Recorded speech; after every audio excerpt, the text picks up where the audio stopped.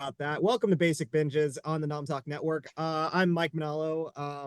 I'll be running this particular show for tonight, and we are celebrating Marvel Studios Echo, one of only three live-action projects coming out this year from Marvel Studios and within the MCU. But the first one to kick off the entire year, and one that we're grateful to celebrate for a multitude of reasons that we are going to get into today. That being said, I cannot do this alone, guys.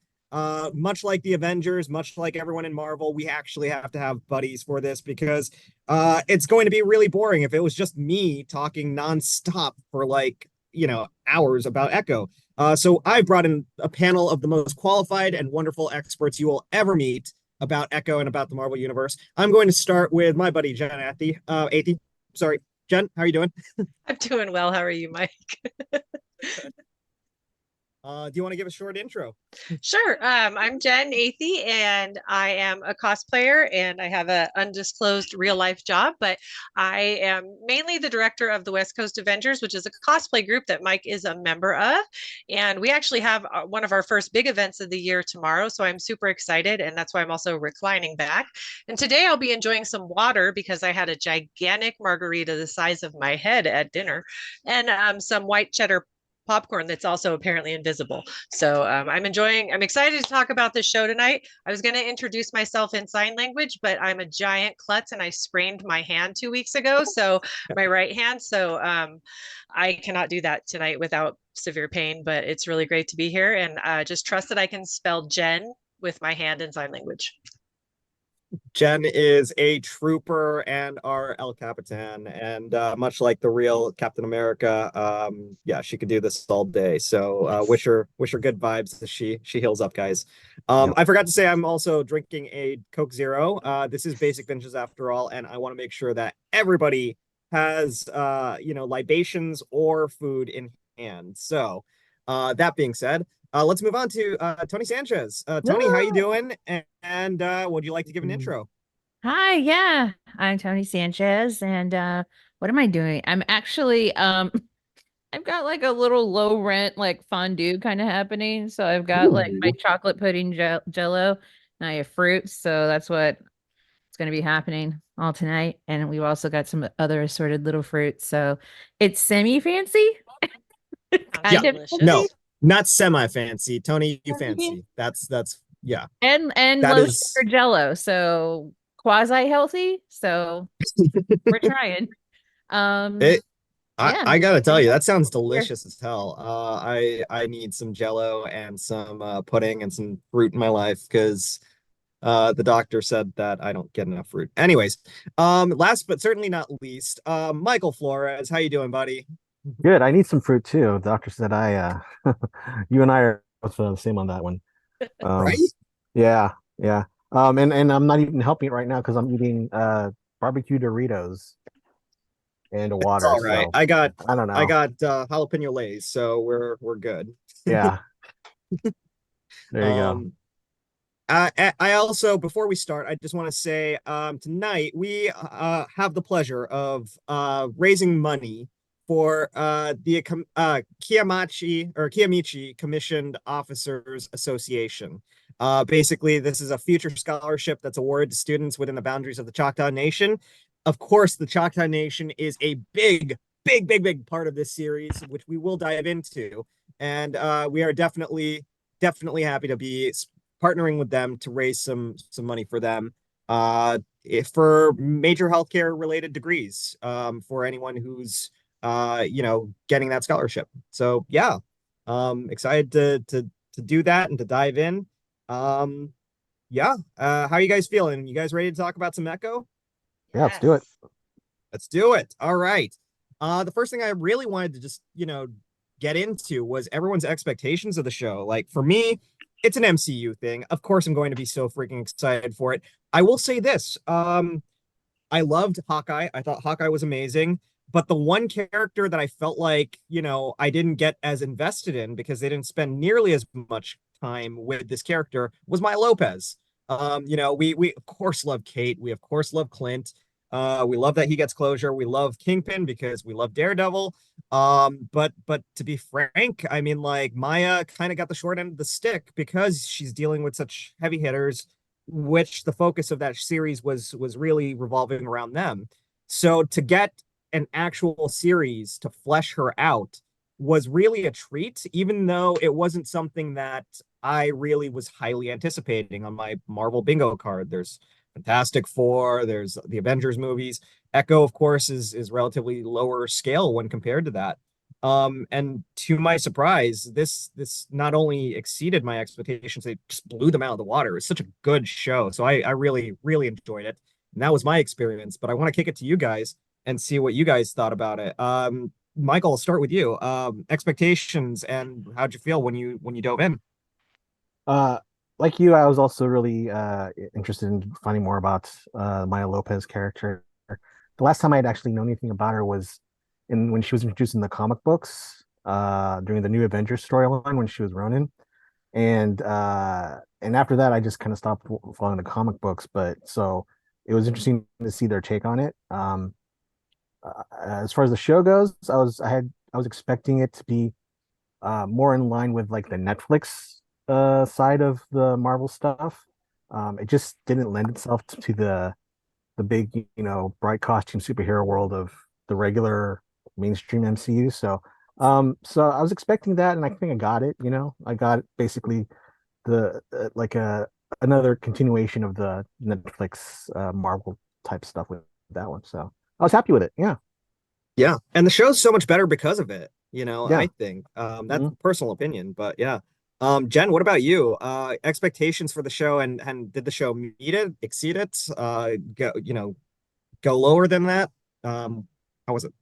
So I'm still working my way through the Netflix series, and I've seen a little bit of Daredevil, but really what I know about Echo comes from Hawkeye. And so she was definitely underused in Hawkeye. I think the only Yeah. other character that was less used was Tony Dalton's character. Yeah. I was so excited that he was in that, and then I was like, what is this?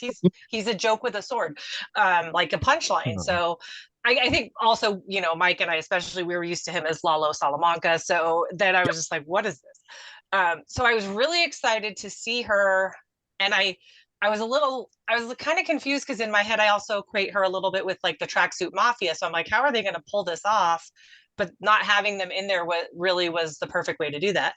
Um, I was a little nervous because gratuitous, like over the top violence is not my thing. I can't really truck with that. And I read somewhere before the show came out, Quentin Tarantino levels of violence. And I'm like, oh no, I can't. I've only gotten through one Tarantino movie all the way, and that was Once Upon a Time in Hollywood because my son told me it was the only one I would be able to sit through, and he was right. And he warned me about the end. So I got through that one, but I didn't feel that way about this. So I really enjoyed this. It has one of my top 5 favorite fight scenes in it in all of the MCU too. So in fact, I almost used the same background as Mike because I saw that. I'm like, yes. I loved the representation in it. I loved. I don't know. I enjoyed it so much. I've watched it twice now all the way through, like in a sitting. I watched all 5 episodes in one sitting twice now at home. So yeah, I it exceeded my expectations by leaps and bounds. They're going to offer a class at my work. My work's real big on diversity inclusion. I work for a managed Medicaid plan, and we serve San Bernardino and Riverside counties, which are very underserved populations. And so diversity, inclusion, and equity are big in my company. And they're offering sign language classes. So I'm waiting for that email to drop because I'm going to be on that like a fly on honey. And um, I've been learning with videos too. So because I've wanted to learn sign language for a while, and this really kind of showed me. We have someone in our group who signs. She's learning, and she's pretty good at it. And she was the one who taught me how to sign my name. So I think it's opened up a world to me of how we can communicate with our cosplay group when we're on these visits. And there was something that I'm sure we'll touch on as we get further into the series.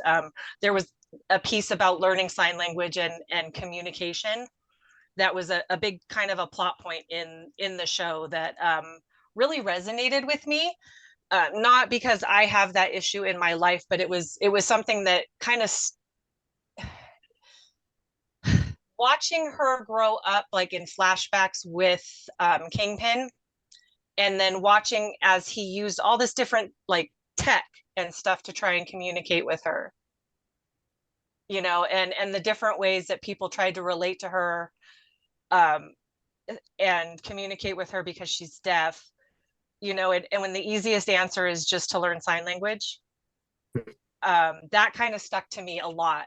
And I think that the easiest answer sometimes is just to learn the easiest way to communicate with someone, right? So I think that's a message that came to it that I got out of it, and that kind of stuck with me this whole time.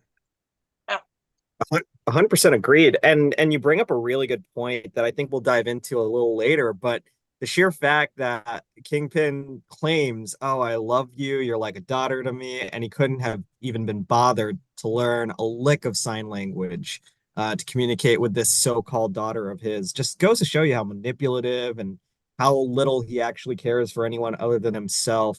It's very Trumpish. Anyways, yeah, the other thing that I kind of wanted to point out and agreed with you, Jen, just a complete tangent that's not even related to Echo. You and me, we are BCS brothers, BCS friends, buddies. Better Call Saul buddies, and I really expected Tony Dalton. So coming 2027, the Swordsman Netflix series, right? We're gonna get more of him, hopefully. But yeah, really great points. Tony, what about you? Expectations, and did this show meet your expectations, exceed them, or go under? Well, I'm indigenous myself. I'm a member of Seminole Tribe of Florida, so very different from the Choctaw Nation of Oklahoma. But as a comic book nerd, as a, you know, content creator within the space, like obviously I was just going to be overjoyed with anything they could have put out because comic books have been, and comic book related entertainment have been really my only consistent stream of Native representation. Um, every other facet of, you know, outside of like, you know, Native authors or, you know, that kind of like genre, everybody else is really, really slow. However, like the sci-fi genre and specifically comic books seem to just be like fairly consistent. And while the representation and the quality of the representation, you know, it varies, you know, from writer to writer and it's certainly from illustrator to illustrator. But I think I just so vividly remember like being able to like open up a comic book like Giant Size X-Men #1 and like John Proudstar is like right there, you know, like he was an Apache, you know, X-Men. And like that was huge, like for me. And then to like be able to like watch X-Men '92, um, you know, and then like see like, you know, again, like you know, just native and indigenous superheroes, that was so amazing. And then to like know that there were going to be indigenous superheroes and indigenous characters throughout the MCU, again, massive, huge. Could not be more thrilled about it. So, I mean, honestly, my I was already knowing that I was going to be like very forgiving of this series. However, like once I become a little bit more objective, just outside the thrill of representation, yeah, it's got all the same kind of complaints that I usually have for Disney Plus shows. But I mean, we'll get Yeah, into this here. But honestly, definitely. none of that really like overshadows, I think, ultimately the things that I do like about this. I think the performances here are really great.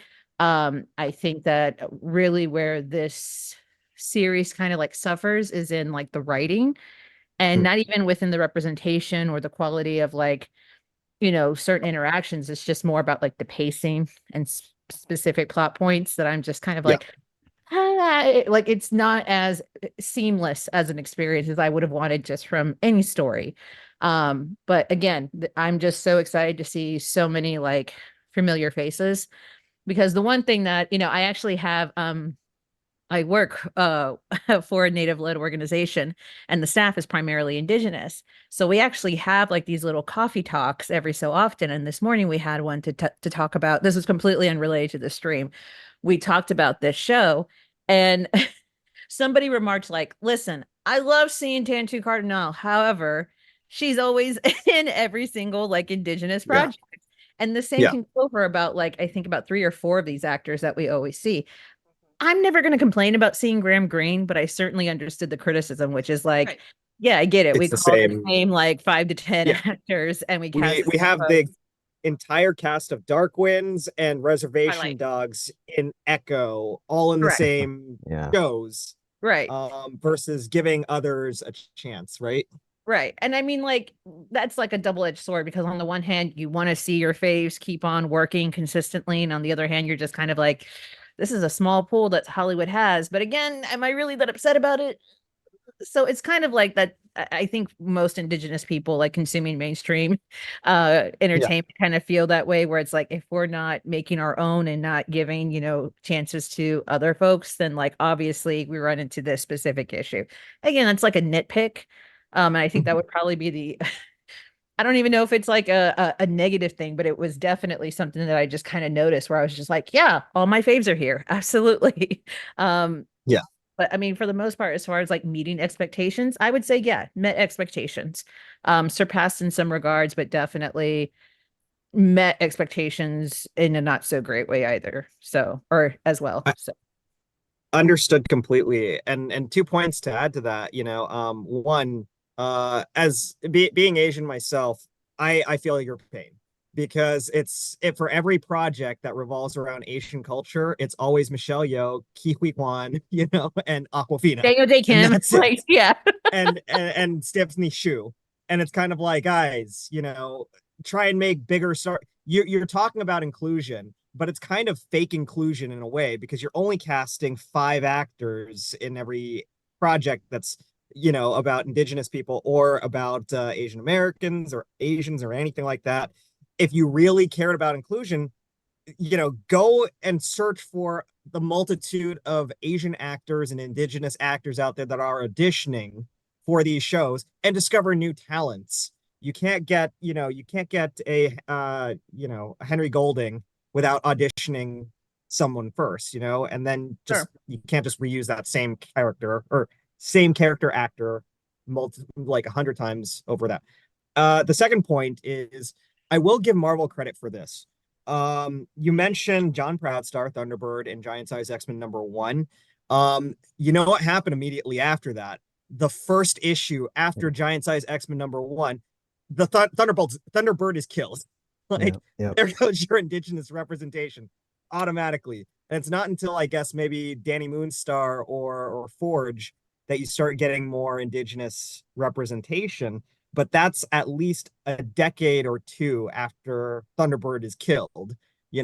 But now we actually have a series that revolves around Echo, and she's not dead, and she didn't automatically just die in Hawkeye's show. We got a show for her. So thank God for the evolution of representation in the past several years, because we didn't want to just nuke the fridge with a character like Echo the same way we did Thunderbird. So I'm grateful for that. Um, you kind of touched upon this, Toni, and I kind of want to open it up to the group as well.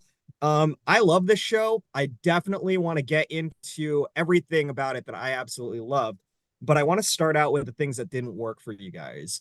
And Jen, I'm going to start with you. Was there anything about the series that maybe didn't quite work for you? I mean, I think the good definitely outweighs the bad, but Yeah. overall, was there stuff that you would criticize? The pacing, it could have been more than what was the total? It was like ended up being like a total about 3 hours long. I think so. It's like Something about 5 episodes, 40 minutes each. yeah, Yeah. it could have been longer. I would have liked more of the little interstitials like they did with the history lessons for me, because I would like a lot more of that. And to your point, Toni, about seeing the same faces over again, because for me, I'm like, oh look, Graham Greene, I love him. Love I was like, Graham oh, Dances with Wolves and everything else. Twilight, Julia Jones. Hey, hey, it's Sam from Twilight. Yeah. Where's Jacob? So, but they found a Lachlan Cox. They found Yes. an indigenous woman who is deaf and is an amputee. Yeah. they could probably find some other fresh talent. Just a hunch. Just a hunch. and they found her. She ended up being the biggest badass on the planet. That's what you do when you Yeah. find undiscovered talent, you know? Yeah. It's like, you know, you didn't have to stop there, guys. You could have kept going. But you know, I guess like with anything, it's baby steps. I don't know. It's not my conversation to speak on representation. It's not my conversation, but from the outside, I was like, you guys, you had such a great start, and then you just were like, nope, we're gonna stop here. So, you know, but for the pacing, it would be. It felt like we rushed to certain scenes and then they slowed it down. And an example of that is that amazing fight scene. It was Yeah. like we would run and then here's this whole scene in the roller rink that seems to stretch out forever. And it was amazing. I loved every second of it. And then let's run again. We're going to run to this other stuff.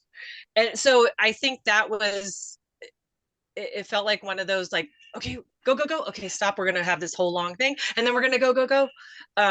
So it really felt off. I had no concept of how much time passed in the series. Like, I don't know if it was 3 days, 2 days, a month. I had no idea what the time span was. Which was fine. I don't know that it was important, but I sometimes like to know that it gives it a little more sense for me of realism and real, you know, this makes more sense to me if I know how much time is actually passing because it's more realistic. I think that was probably one of my bigger problems with it, but that also then tends to skew the writing because some of the writing in the fast sped up parts gets a little lazy and has holes in it. So that would probably be one of my bigger complaints. But then they dazzled me with that fight scene, and I was like, oh, and Biscuits. I loved Biscuits, and I Biscuits. want him to have his own. I want Biscuits and Daryl, Thor's roommate, to hang out and just give That'd me be a web great. series. That's all.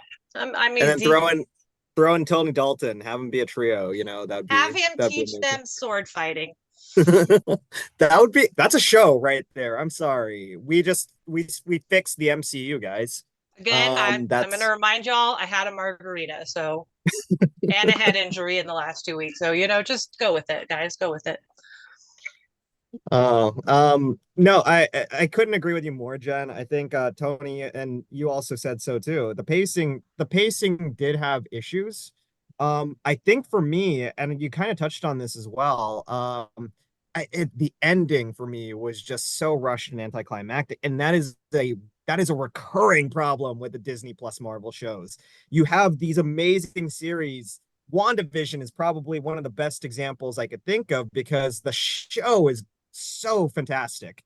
It's so good and until the end. And then they just rush everything. And I'm like, no, why there's everything's hanging.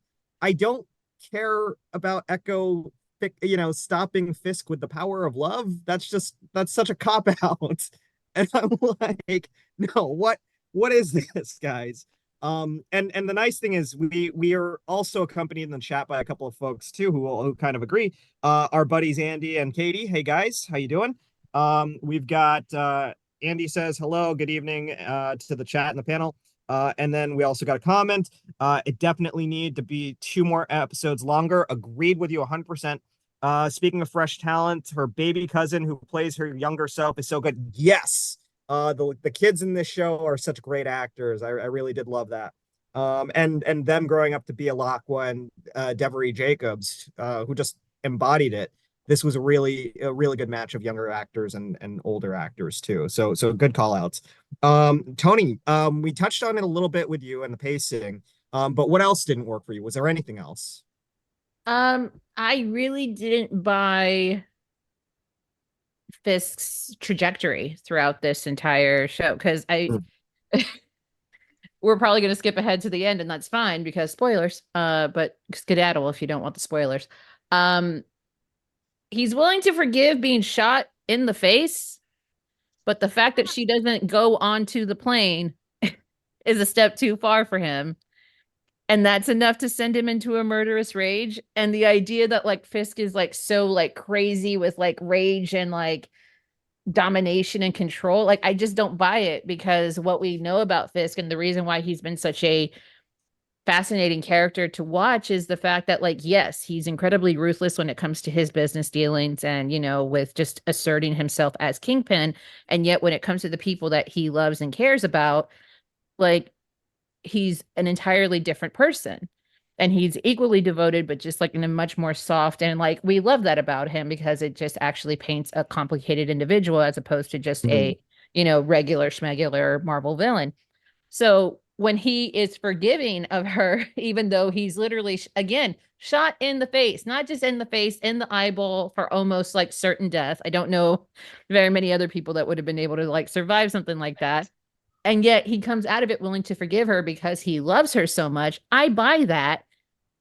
But then just throughout the course of, you know, again, these very short episodes and a few conversations and a few interactions, and we can debate as to like the validity and the depth of that love and commitment, but I do buy that there is a relationship there. So when all of a sudden he just decides to be angry at her and be angry at her to the point of killing her, like, it just it didn't ring true to me. To me, it felt like the more organic approach would have been if there was a secondary villain that he would then position himself as the anti-hero and ultimately as someone that would have to be aligned with Maya and leave her alone and then still make his way out to New York in order to like do whatever he's going to do for the upcoming Daredevil series. If we're talking about him wanting Maya to take on as like his presumed heir, why is there not his like right hand dude that's been there forever and is actually jealous and like furious at the thought that like the person who just tried to kill you, that's the person that you're going to hand this over to, as opposed to me, the person who's been loyal throughout this entire time, who has been trying to prove themselves to you while in your employ.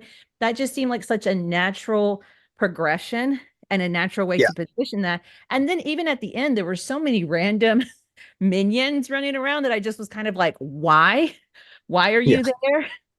I don't understand. And it just kind of felt like somebody somewhere lost a sheet in the script and they completely forgot about this secondary villain that was supposed to be positioning themselves firmly against Maya. And Kingpin would finally have to just be like, yeah, dude, you got to go, because ultimately, yeah, she did try to murder me. Yeah, she has rejected me. Yes, she wants nothing to do with me. And I still love her and I still will align myself with her, even if she wants nothing to do with me. That would have rang way more true to me, because it just felt like one or the other. Either he's done with you and this is total pure manipulation, which I don't buy, because then why aren't you just sending minion group after minion group until she is dead? Why are you taking the Yeah. time to step foot into her hometown?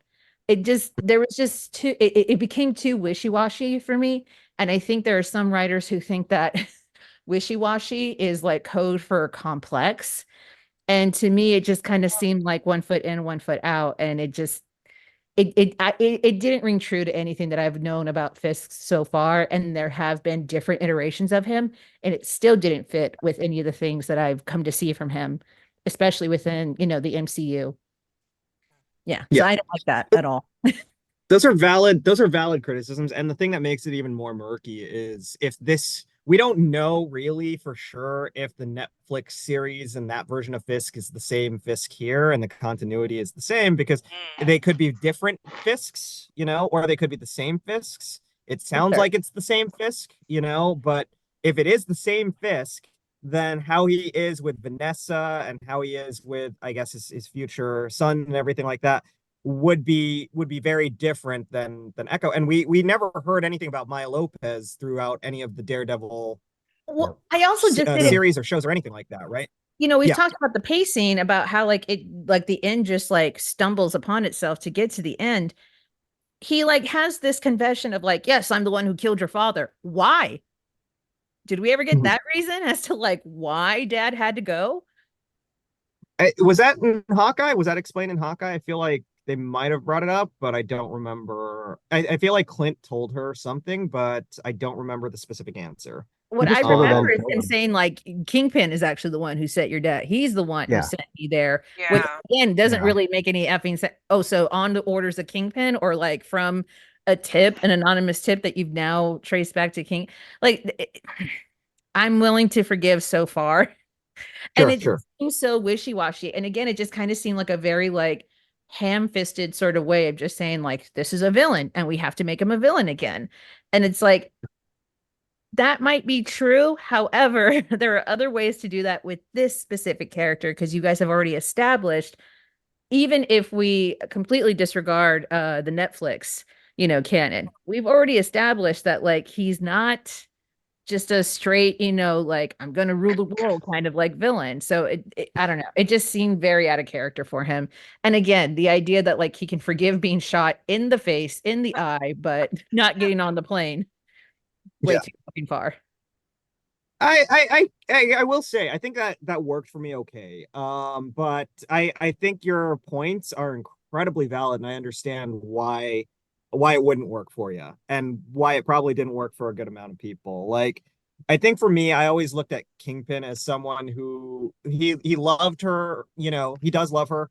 And he did want her to take over. Wesley's dead at this point. I think that's who you're referring to as right hand man. Wesley's dead. He died in the Daredevil series. So I don't think he Another had a guy? successor. There's Huh? not another guy who's like mad with I not ambition. not that's been introduced at least as The far guy as with the RPG, he doesn't want any of this action. I mean, you The mean Welsh the dude, dude that the Welsh yeah, guy or whatever. I the don't guy on think top of the so. RV, whatever it was, like he Like was that I guy extra. doesn't want in on this. but I mean like I can't see that him having that same kind of relationship with that guy as he would with Maya or even Wesley or something like that, since he knew Right. Maya since she was a little girl. So I feel like he it's easy for him to forgive the eye thing because he understands vengeance and he understands rage and he understands what it's like to lose people. But then, when he gave her the choice to come back to him and then she just outright rejects it, that's what he took personally. And Kingpin, this version of Fisk, as we know, is kind of an infant, in his temperament. He's infantile in his temperament. When somebody embarrassed him in front of Vanessa, his response was to decapitate him with a car door. So it's very easy for him to take that irrational, emotional step in saying, well, you rejected me despite the fact that you had no reason to, despite the fact that I've forgiven you, you're still rejecting me. So I want nothing to do with you at this point, and blah blah blah blah. He's a very emotionally driven character, I think. And I then think she I'd be she with fixes that him with if the power of love.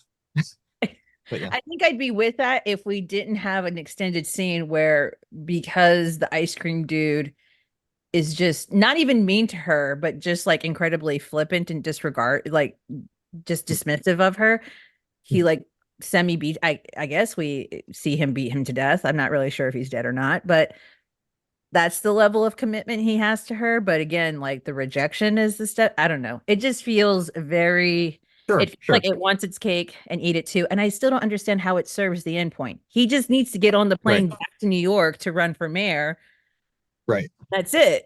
So I don't Yeah, understand why we have to take the extra step and turn him into Maya versus Kingpin. But anyways, I digress. Let's talk about other things. yeah. I actually didn't get a chance to hear what didn't work for Michael. And I want to kind of open that up to him as well. Michael, I wanted to give you a forum. What didn't work for you? I think the same things with everybody else. The pacing wasn't very Okay. good. I didn't think that Kingpin um was positioned as a big a threat as he should be. They really like took him down several notches from what he used to be. He Hmm. just wasn't very threatening. He was just, I mean, his character, I think, and the biggest thing from this show is that his character was just depowered, basically. As far as like, he wasn't as brutal as he usually is, and also for a show that's supposed to be labeled TVMA. I mean, aside from the first three episodes, there's not that much. I mean, I wouldn't have like promoted it as like, oh, the first TVMA show. Like, it's like, okay, the first three episodes, but the last two were like very just like lackluster and didn't have any really good fight scenes and nothing. I mean, you'd expect Yeah, Kingpin, like I was expecting him to go like crazy and just like slaughter like her family or something like that, because yeah. that's the Kingpin from the comics or from like even from the Netflix series that you would know. But I just didn't like the portrayal of him in this one. I thought they just Hmm, did a hmm. really bad job in showing him off in this one. But yeah, like I feel like this could have been helped with maybe another episode or two. Yeah. Uh, Aside from that, I mean, um, yeah, I mean that's the main things I didn't like about it. That's fair. I think I might be the only pro Kingpin guy on the call, which is totally okay. But I think everyone brought up really strong, valid points. I definitely agree with you, Michael. I mean, when you think about the Kingpin in the comics, well, I feel like the Kingpin in the comics and even the Spider-Man animated series, if you guys grew up watching that, he was always the guy who didn't want to get caught with the knife, but he was the one that kind of planned everything, you know. And with when Netflix, debuted this version of Kingpin, he was a lot more brutal than really what we saw in things like the Spider-Man animated series and in the comics. I also agree with you, Michael, about the point that like this is TVMA and it's kind of like Marvel Studios, not Marvel as in Netflix Marvel, but Marvel Studios kind Yeah, of starting to get their toes into that Netflix world. There's certainly a lot more blood and headshots in this and John Wick kind of style violence than you've seen in any of the other MCU projects. But you never go full Daredevil. They're almost afraid to do that. And I yeah, kind of wish, exactly. to your point, that if this was MA and this was supposed to be the same kind of tone and feel as those Daredevil Netflix shows, the Defender shows, that they kind of go full on, real gritty, really, really Yeah. gritty. So I agree with you there. Just taking it to the chat really quickly. A couple of folks debating about whether or not at Peggy Says should watch Daredevil. I know that sounds Talked me bad, out of it. Jen. It's really goddamn good though, but it is a lot more brutal and bloodier than this. So I I I already know really I hope that can't watch Punisher. I already know that's off the table. I like Punisher. That was a good one. I Punisher just was really good. Yeah, that's a And good one. Bernthal is so good as I know he's the he's He's only wonderful. person in my great. opinion who could Yeah, be Frank Castle. he's great But in the that. Daredevil show is really good. I would also encourage you, if you're not going to watch Daredevil, Jen, watch Jessica Jones. That was Yeah, my favorite, that's on my honestly, of list all the series. That's my favorite. in all my free But time. yeah, definitely. I think I loved it. Our friend liked it. Our executive officer really liked it as well. So I recommend that highly. And But then every time I yeah, see John Bernthal now, all I think of is he still holding that goddamn fork? Because of the bear. that's what the Punisher is. He just throws forks at people. There we go. That's Oh, then I'll watch it. Yeah. that's yeah, And then that's what it is. he has to go to this restaurant in Chicago and learn from Olivia Colman. Okay. Yeah. Cool. Cool. I'll I watch mean, it then. Frank Castle does have a lot of aliases, so I'm This just is true. saying. This is Yeah. true. Um, Um, I but will yeah. say this about who kept sending these poor interpreters to Kingpin? Yeah. Like that's Agency. there's like an Eh, agency and they're like, we no longer send people to that address because they never come back. at It's what just point they were like, horrible. why are they supposed to bring their own plastic tarps? What? I don't understand this direction. I was Um like, this poor woman. Oh my God. for the last half of the show, really, we spent a good amount kind of venting our frustrations about things that didn't work for us. But I want to flip it now. And I want to talk about the things that you guys just absolutely loved about this show. Like for me, two words really, Alakwa Cox. She is so phenomenal. She really was a wonderful actress. Really holds her own from an action standpoint. This is Keanu Reeves level good shit, right here. And her biscuits, fantastic. Really, I to Jen's point, earlier point, the flashback sequences of her ancestors in the first Choctaw, that at first was like, what's going on? But then when it all comes together, I really loved it. And I really thought that the mythology behind that, for something fabricated, at least for this show, because it's not really in the comics.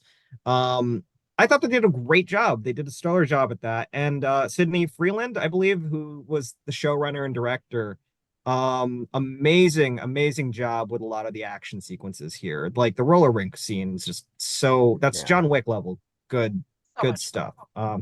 Stunt work, choreography, everything. So all of that really worked for me. And then getting me to love Maya Lopez as a character and really sympathize with her and her family, that really worked for me too. I want to kick it to you guys. Michael, I'm going to start with you. What worked best for you on this show? I agree that Alaka Cox was great. She was definitely the highlight of this. But I think also the changing of her powers that worked for me. I thought I wouldn't like that. Originally, her power is that she can mimic anybody's uh, physical motions. So she's a really good fighter because she can just see that and she can mimic that. And then like Yeah. if she saw someone playing piano, she could like mimic that too. Which is it's something it's a cool power, but it's not like I don't know. It's not as as astonishing as like some other powers would be. I think the idea that she's echoing the power, the abilities of her past descendants, I think that's a really interesting take on it. I like that a lot. It worked for me. I liked her supporting cast. I thought like her family, extended family, and friends. I thought that was really rich, like a rich history between her family and friends. I thought that was really something that I'd like to explore more if they ever did another one. It's like Biscuits was great. I liked her grandmother and her relationship with uh, Green's character, her relationship with her uncle. I thought they created a world that I believe she would live in, she would come Mm. from, and it informs what kind of a person she is. I believed all of that. So I think they did a good job with that. I just think they didn't bring it home. But I mean, Yeah, as far agreed. as everything else, they laid the foundations for a really solid character, a really solid story about a woman that's from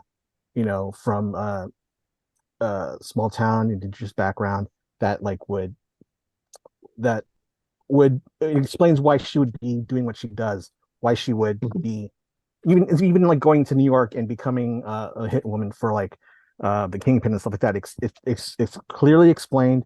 It makes sense. Her background makes sense. So I think that was just great. Like they really took the time to develop the character and the character's supporting cast. So yeah. I agree with you so much. And to also emphasize your point, having her just be a perfect mimic, we've seen that in the MCU. That's her name was Yeah. Taskmaster, you know. Yeah. And to repeat Taskmaster wouldn't be a stellar, move for them.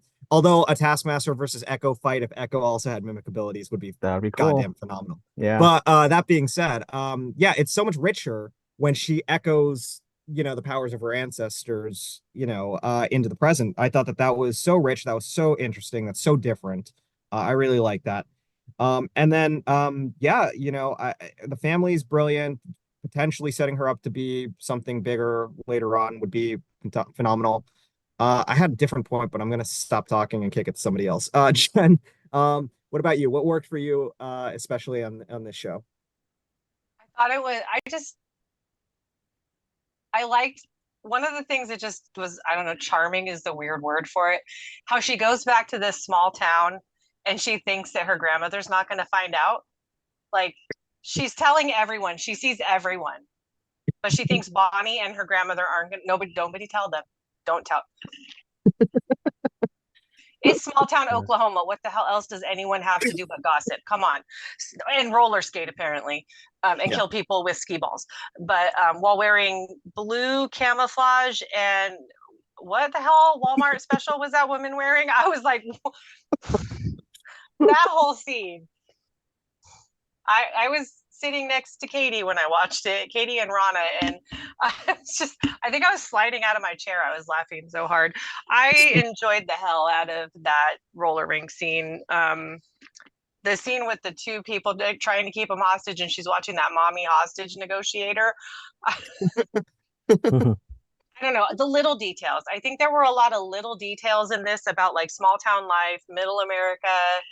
Um, the two white people trying to bargain with Graham Greene's character. So a couple days after this premiered, so my boyfriend works in Northern California. I saw all the whole series before he did.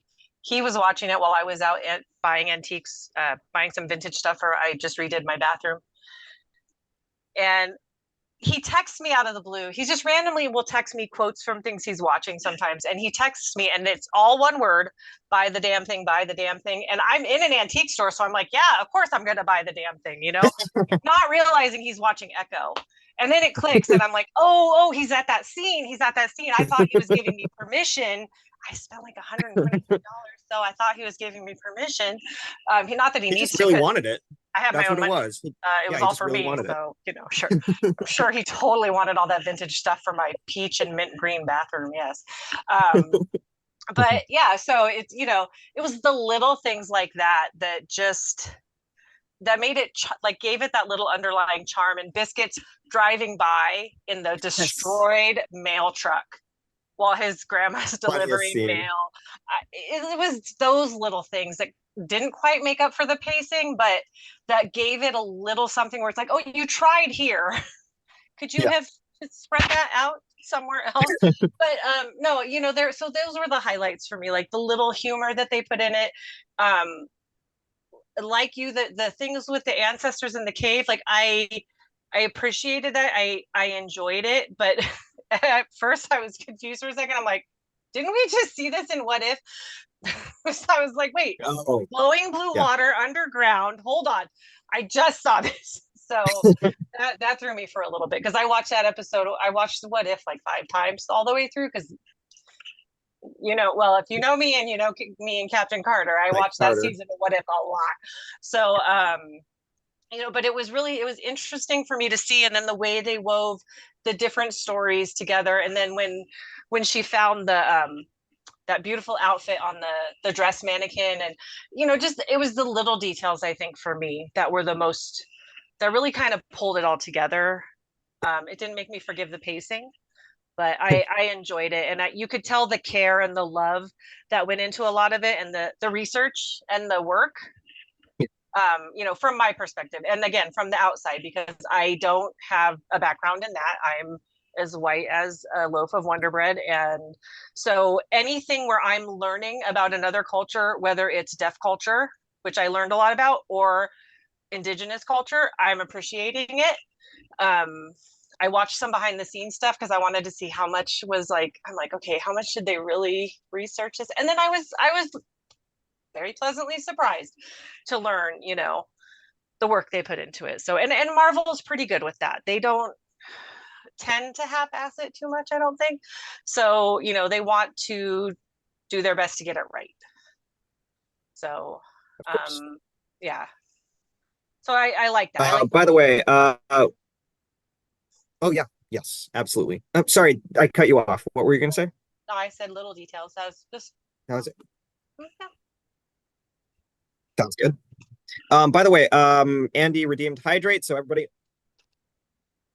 go ahead and take a sip. Yeah, no, Jen, 100%. The little details and the little specks of humor that we got and something that's otherwise a pretty dour project, a very serious project, not dour, but serious. It added so much color and flair to this show, which I really enjoyed. I remembered what I was going to say. I actually really liked the overarching theme about violence begetting violence and nature versus nurture here. We have this young girl who's being raised by a monster who's only ever known violence. So what happens? She learns violence, and that persists throughout the entirety of her life, up until adulthood. And it's not until this episode that we realize that there is a nature to her and to her ancestors that radiates of love, and how that triumphs really over this how she uses that to overcome the traumas and the the effects of this violence that has basically been thrusted on her since she was a little girl. And that to me was one of the more beautiful things about this series, is her learning to become not the villain that we saw her in Hawkeye, but a genuine being of love. Despite the fact that I think it's so dumb the way that she dispatches up Fisk, and Fisk just runs off because he puts her love powers on him. But apart from that, the sentiment behind it and the themes behind it, I really, really enjoyed that. Toni, what about you? What worked for you on this? Like really the biggest things that, you know. My favorite brand of comedy is Native folks taking advantage of white folks' prejudices and ignorance. So the pawn shop scene That was so was just like amazing. And it reminded me of another Graham Greene film, and it was I don't know if everybody has seen Maverick. It's a Mel Gibson movie, so Yeah, like Yeah, I've seen it. warnings. Yeah. Jodie But Foster, Mel Gibson. Yeah. yeah, Graham Greene is fantastic in that movie. For me, he steals the entire show. But he plays like just like a dude conning his way through the old west, taking advantage of old white folks' prejudices and ignorance Yeah. in order to like make a living for himself and his family. And it's amazing. It's hilarious. And then to like see him playing shades of that in this movie in a pawn shop, I was like, oh my God, it's just like, oh my. And so I like had a nice moment. And I just love all the, it was very clear from like the touches of like specific music choices and like fashion and like recognizing like t-shirts from like specific native brands and like Biscuit's dog is called Billy Jack for those of you that are unfamiliar with the Billy Jack films. It's it's a white dude who plays the lead, but he's mixed Navajo. And so basically it's like cult status within the community because like it's a series of films that focuses in on like the mistreatment of native peoples, and like Billy Jack's our hero who's standing up for like Hmm. on behalf of native people. And he's literally like, kicking, racist white folks in the face. So it's like, it was like really popular in the 70s and like, especially like within the community. So just like these little touches here and there. And like the fact that like, it's just like my dog, Billy Jack. If you don't know those films, if you're not in the community, it would have just been like, okay, cool. Hi, Billy Jack. But when you're just kind of like, oh, that's amazing. That's exactly what you should name that dog. And it just kind of was like a nice little wink from the writers to like let them know that like this is a native show. This is about like a native family. And I think that that's like so incredibly important. And it's like these nuances and these details that like have to be inserted. Otherwise, yeah, anybody could have written it and you could have just cast a whole, and we've seen those projects before where it's like, yeah, it's representation, but like that texture of like community is just kind of like lacking. And so the fact that that's in there was like, it just meant a lot to me.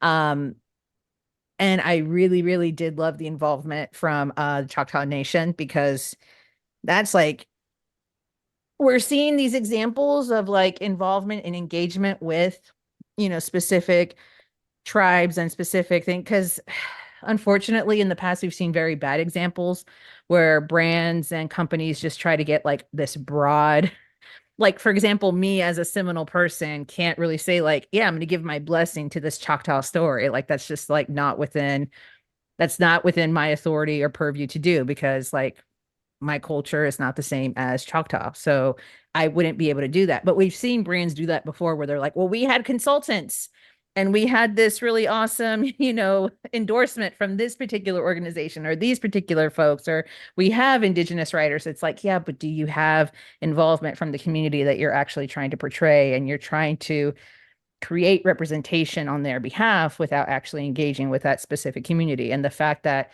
they've taken the step to make sure that it was so involved with that specific tribe and with that specific community. I thought that that was a great example for other, organizations and for other brands to follow. And like, I'm sure somewhere along the line, and again, like I'm not like the opinion that people should be listening to when it comes to this specific story. Definitely prioritize like Choctaw perspectives. But from my own limited knowledge and from what I've seen so far, just within the discourse, it seemed like it's been overwhelmingly positive. I'm sure somebody out there has like, some critiques, but I just appreciate that there was just so much more, so much more engagement and so much more involved. So like the inclusion of the creation story, that was amazing. The Mhm. inclusion of like specific stories of, and I don't know if this is like the scenes of like the stickball game. I don't know if that game is called stickball, but it's like it looks like the stickball game that I know from back home. So like again, it's just like it was really nice to see those inclusions. And even though like again, not my culture, but to know that there's enough similarities there that I feel like it feels good, it feels authentic, And then at the same time to know, on a deeper level, on a more meta level, to know that there was engagement from, that specific tribe is really, really nice. And that is the way that it should be handled. So yeah, I was very pleased with the way they chose to engage with that. Wonderful. I'm really glad that you got something out of that because I couldn't speak on any sort of indigenous level. I think you having a little bit of that lineage is a lot more meaningful than some other people who would just watch us and see a Marvel show. I didn't even know about Billy Jack, so that's pretty great. And I'm glad that you called that out. We are running a little bit low on time. And I have one last topic that I want to, get to everyone before we actually do outros, which is the future of Echo and her future in the MCU and potential predictions. Obviously, we saw in the tag scene that Kingpin's going to run for mayor. And if you follow the comics, there was a really famous story arc recently called Devil's Reign, which I think they're going to be pulling from, where Kingpin really does become mayor of New York City, and the street level heroes, including Daredevil, led by Daredevil, really are going to stop him. Um, and I'm kind of half wondering if that's the direction that they're going, and if Maya Lopez will be a part of that. Um, that's where I think it's going. And to answer the question for myself, if I'd want to see Maya Lopez go there and see her again more in the MCU, my answer would be yes. But I want to see what you guys think. What do you guys want to see more of Maya Lopez in the MCU, and where do you think that that's headed? And Jen, I'm going to start with you first. Thoughts on the future of Maya Lopez and whether or not you'd want that? Oh yeah, I would love to see her again. She needs to bring biscuits, but not to New York because he needs to be protected at all costs. Um, yeah, I don't, like I said, I'm not real familiar with Daredevil. I'm getting there. I'm getting there. So I don't want to make any predictions or guesses that would be Sure. very wildly incorrect. I have such a terrible feeling about what New York would be like with Fisk as the mayor. But yeah, oh God, those poor interpreters. They better just run. They all need to leave New York right now, because they're all gonna die. No, I would like to see her again. I would like to see her in a team up. I think that would be cool. Maybe she and Hawkeye could mend some fences. I don't know. But yeah, I would like to bring her back. I like what you said. Um, I don't have a lot of knowledge on it, so I'm going to go with what Mike said. I'm going to steal his homework. Sounds good. Yeah. And I imagine Fisk running New York would be very similar to America in No, 2017. don't say Anyways, that. Don't try not um, to go there. yeah, no, we could tell though. I mean, we've seen it. That being said, Tony, where future of Maya Lopez, do you want to see more of her, and where do you think it's going, or where would you want to see it going? Okay. I personally believe that not every Marvel project has to be an Avengers project. So I like these smaller scale stories. I like when it's a little bit more ground level, and it doesn't have to be in New York in order to be a ground level project. So I kind of like the idea, and I think that's we're not really told or kind of like led to believe what the trajectory of Maya is going to be by the end of this project. And I think it is interesting to see what that might be like without Kingpin, because even that relationship has been left so ambiguous, where it's like, yeah, the healing touch of love. I don't know where that leaves him and how he feels about her, or how she feels about him, or if she just kind of feels like, you know what, that's not really a chapter I'm willing to kind of like engage with unless it comes knocking on my door again. We don't know. But I do like the fact that it's just so open-ended. And there is a part of me that wonders, like, yeah, I really don't need to see her back in New York. I really don't need to see her back with Kingpin, because she's already shot the dude in the face. What more can she do? Like, what else is there? What new ground is there left to tread? So yeah, I'm kind of intrigued to see like where this might go, and especially knowing that there are other indigenous like characters within the MCU, and specifically like heroes and even superheroes out there, and even to see if there might be an opportunity there for like a team up or collaboration. That's way more interesting to me than just dropping her back into New York, because it just feels like, what more, we're going to kill him again? all right, we've done it again. May as well. Like part two. It just feels like Back to the Future 2 at that point. Let's do it again, guys, from the top. So yeah, I think the possibilities of just like something completely divorced from that would be really, really fantastic. Great thoughts, honestly. And yeah, I mean, a standalone Maya Lopez Echo season 2 would be really interesting, just exploring more of the characters and just keeping her in her own little, portion of the universe. That'd be kind of cool. Michael, what about you? Final thoughts on where you want to see Maya going and if you want to see Maya again? Yeah, I would like to see her again. I think they definitely will probably bring her back for the Kingpin storyline in New York at some point. But I think it would be really fun to see some of those characters like Daredevil or Punisher maybe show up in her town and like Mm, maybe have to do some investigating there and having to interact with some of the people that we met in this series. I think that'd be great to like change it up a bit because everything's in New York. I'm just kind of tired of yeah, everything being all there, and I was really invested in this town and these people that are in it. So it'd be great yeah. to see some other superheroes show up in that world, and I think that'd be kind of fun. That would be really cool. Plus, Biscuits would not have to go to New York and he'd be a little bit more safe Yeah, too. keep So, them safe there. Yeah, um, Go roller skating with Frank. yeah, yeah, Even if she became like a defender of like Native communities, I mean, like there's a multitude of Native communities, just even within like Oh yeah. Oklahoma. yeah. Like, There could be a case there yeah, that like yeah. why one of is there like I would love to see just like a series of her like on her motorcycle going from like res to res. Like I think that Mhm. would be so awesome and like dealing with whatever little because there's crime and stuff there too. Why can't we go ahead and like Yeah, I mean, and Very there's true. operations even within her hometown. So why can't that be the same for Yeah, like, yeah, a criminal yeah, underworld within all these and maybe places that she could go to? you can introduce Moonpath or like some of the other Native American superheroes that have been throughout Marvel universe. yeah, So yeah, yeah. Be great. Well, guys, though we could do this all day, we must wrap up, unfortunately. And that being said, I am so grateful for your time and your input and your thoughts. They were brilliant. This was such a great conversation. I'm so grateful for it. So as we make our outros, I want to kick it to you guys and just ask where everyone can find you. Michael, I'll start with you first. Where can everyone find you? Grip C47 on all socials. That's about it. Perfect. Thank you so much, Michael. Mhm. Tony, how about you? Where can everyone find you? You guys can find me at the Toni Sanchez, Tony with an I, Sanchez with a Z. Wonderful. Jen, where can everyone find you? I'm on Instagram, do at _as_ Peggy says. And our cosplay group is at California Avengers. And if you are participating in Cupid's Undie Run by chance tomorrow for the